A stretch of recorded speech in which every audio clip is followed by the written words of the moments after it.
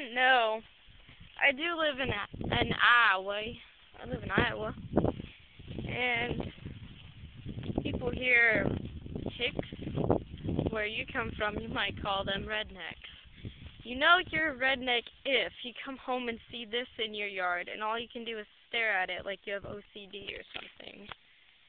Yes, this mysterious thing, see, that is fresh dirt. What is this? What is this? Look, it's like the size of my hand. Look at how short I am. This is how short I am. I think this is like 4 feet tall. What is that? What is this? What is this?